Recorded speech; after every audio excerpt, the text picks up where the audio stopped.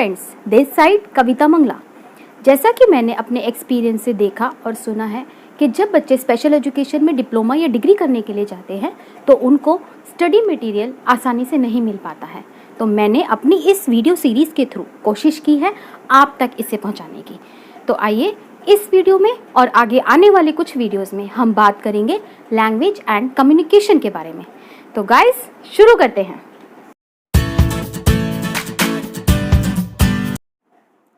आज के इस वीडियो में हम बात करेंगे meaning, definition and process of communication के बारे में।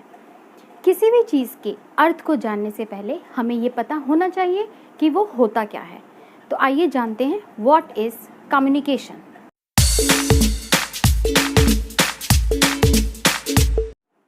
मनुष्य एक सामाजिक प्राणी है और समाज में रहते हुए उसे एक दूसरे से बात करने की आवश्यकता पड़ती है। एक दूसरे के साथ विचारों का आदान प्रदान करना पड़ता है, जो कि सिर्फ और सिर्फ कम्युनिकेशन के थ्रू पॉसिबल हो पाता है।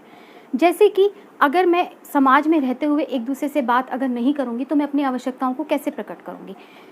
हमें अपनी ज़िंदगी में जगह जगह पर कम्युनिकेशन की आवश्यकता पड़ती है। एक छोटा बच्चा वो भी अपनी माँ के साथ कम्युनिकेट करता है। अगर उसे भूख लगती है तो वो दूध मांगता है, रोता है। रोना भी उसका एक प्रकार का कम्युनिकेशन है, क्योंकि उसकी माँ उसके रोने को समझ के उसको दूध दे देती है। तो इस तरह से हमें समाज में रहते हुए अपनी ज़िंदगी में जगह जगह कम्युनिकेशन की आवश्यकता पड़ती है। इसे ही कम्युनिकेशन कहा जाता है। तो आइए अब बात करते हैं मीनिंग ऑफ कम्युनिकेशन के बारे में।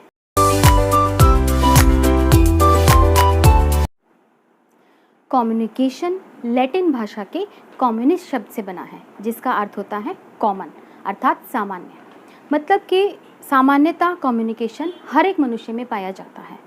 कम्युनिकेशन का अर्थ होता है अपने विचारों का हस्तांतरण करना, अपने विचार किसी भी माध्यम के द्वारा दूसरों की तरफ अभिव्यक्त करना। लेकिन अगर ये विचार दूसरों को अभिव्यक्त तो हमने कर दिए, परंतु अगर उसे समझ नहीं आते हैं तो वो पूर्ण संप्रेषण नहीं माना जाता है। पूर्ण संप्रेषण के लिए विचारों की अभिव्यक्ति के साथ साथ फीडबैक आना बहुत ज़रूरी होता है। यदि हमने विचारों को हस्तांतरित कर दिया, जैसे कि अगर हम एक उदाहरण के रूप में समझें, एक व्यक्ति जिसको फ्रेंच आती है और वो अपनी बात को कम्युनिकेट करता है फ्रेंच में, परंतु सामने वाले को फ्रेंच नहीं आती है और वो उसको समझ नहीं पाता है, तो वो एक अपूर्ण संप्रेषण माना जाएगा, जिसको हम संप्रेषण की श्रेणी में नहीं रख सकते हैं। इसीलिए उसके साथ साथ फीडबैक का आना ज़रूरी है, अर्थात सामने वाला उस बात को समझ गया है। जब हम अपने विचारों की अभिव्यक्ति करते हैं तो उसके लिए एक माध्यम को चुनना बहुत आवश्यक होता है। इस तरह से हम कह सकते हैं कि कम्युनिकेशन हमारी ज़िंदगी में हर जगह काम आता है। वो किसी भी तरह हो सकता है, वो हमारे जेस्चर्स के थ्रू हो सकता है, फेशियल एक्सप्रेशंस के थ्रू हो सकता है, हाथों के द्वारा हो सकता है, लिप मूवमेंट के थ्रू हो सकता है। संप्रेषण हम अपनी ज़िंदगी में किसी भी रूप में कर सकते हैं। ये तो था संप्रेषण का अर्थ। अब आगे हम बात करेंगे डेफिनेशन ऑफ कम्युनिकेशन के बारे में।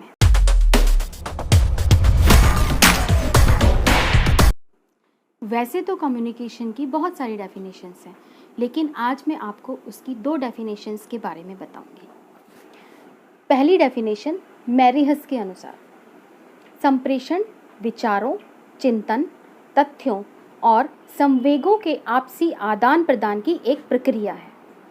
और दूसरी डेफिनेशन सथानंद के अनुसार संप्रेषण का अर्थ होता है सूचना, विचारों, भावनाओं, मतों का आदान प्रदान, जिसे कई तरीकों से किया जा सकता है, जैसे कि स्पर्श करके, सुनकर, देखकर, बोलकर इत्यादि।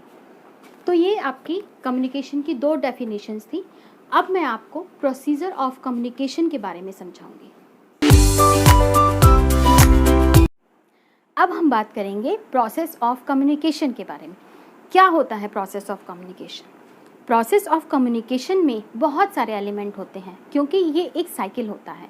जब ये वाला साइकिल पूरा कंप्लीट होता है तो ही हमारा प्रोसेस ऑफ कम्युनिकेशन कंप्लीट माना जाता है। इसके एलिमेंट होते हैं sender, idea, encoding, medium, receiver, decoding, feedback, then again sender. इस तरह से इसका पूरा साइकिल कंप्लीट होता है और इसको समझने के लिए हमें इसके हर एक एलिमेंट को विस्तार से समझना होगा। तो हम चलिए पहले एलिमेंट से शुरू करते हैं। इसका सबसे पहला एलिमेंट होता है सेंडर। हम एग्जाम्पल ले लेते हैं मुझे, जैसे कि मैं एक सेंडर हूँ। सेंडर कौन होता है? सेंडर वह व्यक्ति होता है जो अपने भावनाओं को, विचारों को, अपने थॉट्स को किसी के साथ कम्युनिकेट करना चाहता है, किसी को आगे बताना चाहता है। मैं एक सेंडर हूँ, मेरे पास बहुत सारे थॉट्स हैं, बहुत सारी चीज़ें हैं जो मैं आगे आपसे कम्युनिकेट कर रही हूँ, तो मैं सेंडर हुई। सेंडर के पास क्या होना चाहिए? दूसरी चीज़ आती है आइडिया। अब मुझे अगर आपसे कम्युनिकेट करना है तो मेरे पास आइडिया होना चाहिए। आइडिया मीन्स कि क्या कम्युनिकेट करना है, व्हाट इज़ द मैटर, मैं क्या आपको बताना चाहती हूँ। तो वो आइडिया क्या हुआ? कम्युनिकेशन। मैं आपको कम्युनिकेशन के बारे में बताना चाहती हूँ, दैट इज़ माई आइडिया। मैं सेंडर हो गई, मेरे पास एक आइडिया हुआ कम्युनिकेशन। तीसरी चीज़ इसमें आती है एनकोडिंग। मैं कम्युनिकेशन के बारे में तो बताना चाहती हूँ, लेकिन मैं बार बार कम्युनिकेशन कम्युनिकेशन कम्युनिकेशन तो मैं नहीं बोल सकती ना, मुझे एनकोड करना पड़ेगा, मुझे चीज़ें इकट्ठा करनी पड़ेंगी, व्यवस्थित करनी पड़ेंगी कि मैं आपको कम्युनिकेशन के बारे में क्या बताना चाहती हूँ। जब मैंने वो सारी चीज़ें अगर इकट्ठी कर ली हैं तो उसको हम कहते हैं एनकोडिंग। मैंने सब मटेरियल इकट्ठा किया, एनकोड कर लिया। उसके बाद बात आती है कि मैंने एनकोड तो कर लिया, लेकिन मैं आपको बताऊँगी कैसे, मेरा मीडियम क्या होगा। क्या मैं आपको लिख कर बताऊँगी, क्या मैं आपको बोल कर बताऊँगी, जेस्चर्स के थ्रू बताऊँगी, या हो सकता है मेरा कोई और मीडियम हो। तो मैंने जो भी मीडियम सेलेक्ट किया है वो कम्युनिकेशन करने का एक तरीका है कि मैं आपसे किस मीडियम के थ्रू कम्युनिकेट करूँगी। अब मैं बोल के कम्युनिकेट कर रही हूँ, वीडियो के थ्रू आपसे बोल रही हूँ, तो मैं कम्युनिकेट कर पा रही हूँ, लेकिन अभी कम्युनिकेशन पूरा नहीं हुआ है, अभी हाफ साइकिल हुआ है। कम्युनिकेट मैंने कर दिया, अब वो चीज़ आपके पास पहुँची, तो आप कौन हुए? रिसीवर। आपने रिसीव कर लिया कि मैंने आपको कम्युनिकेशन के बारे में ये चीज़ें बताई, तो आप कौन हुए? रिसीवर। आपने वो चीज़ें ले ली। अब लेने के बाद क्या आप उसको समझ पाए? आपको समझ आया जो मैंने बोला कि कम्युनिकेशन ये होता है, इसके फीचर्स ये होते हैं, इसकी डेफिनेशंस ये होती हैं।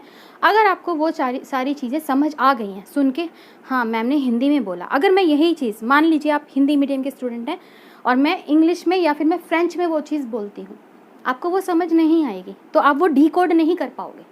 उसको कहते हैं डिकोड करना। कैसे डिकोड करोगे? मैंने सोचा कि नहीं, मुझे हिंदी में बोलना है, आप हिंदी आसानी से समझ लेंगे। आपने रिसीव करा, उसके बाद आपने उसको समझ भी लिया, इसका मतलब आपने उसको डिकोड कर लिया, आपको वो चीज़ समझ आ गई, डिकोडिंग का प्रोसेस पूरा हो गया। ठीक है, ये हमें कम्युनिकेशन के बारे में समझाया गया। उसके बाद समझने के बाद किसी के दिमाग में कुछ आता है, किसी के कुछ आता है। कोई सोचेगा बहुत अच्छा था, कोई सोचेगा नहीं अच्छा नहीं लगा, कोई सोचेगा अच्छा लगा, हमें इसके बारे में ये और जानना है। तो ये अलग अलग थॉट प्रोसेस हो गए, जो अगर मेरे तक आ जाएंगे किसी भी रूप में, वो आपका मीडियम होगा, आप चूज़ करेंगे, आप एनकोड करेंगे, आप कैसे पहुंचाएंगे, वो रिसीवर का पार्ट है। लेकिन अगर वो चीज़ फीडबैक के रूप में मेरे पास आ जाती है, सेंडर के पास, तो आपका कम्युनिकेशन का पूरा प्रोसेस कंप्लीट माना जाता है। That is the process of communication. मैं एक बार फिर से रिपीट करती हूँ। सबसे पहले एक सेंडर होता है, उसके पास आइडियाज़ होने चाहिए, आइडियाज़ को वो एनकोड करेगा कि मुझे किस तरह से करना है। उसके बाद उसका वो मीडियम चूज़ करेगा कि कौन सा मीडियम होना चाहिए। मीडियम के बाद उसके पास एक रिसीवर होना चाहिए जिसको वो अपने आइडियाज़ बोलना चाहता है या बताना चाहता है, किसी भी तरह से कम्युनिकेट करना चाहता है। रिसीवर के पास बाद उसके पास डिकोडिंग होना चाहिए कि रिसीवर उस चीज़ को समझ सके। उसके बाद डिकोड करने के बाद feedback, that is the very essential part of the communication. इसके बिना कम्युनिकेशन आपका कभी भी कंप्लीट नहीं माना जाता। तो जब फीडबैक आपके सेंडर को मिल जाता है तो इन सारे एलिमेंट्स के बाद आपका प्रोसेस ऑफ कम्युनिकेशन कंप्लीट हो जाता है। तो ये था आपका प्रोसेस ऑफ कम्युनिकेशन।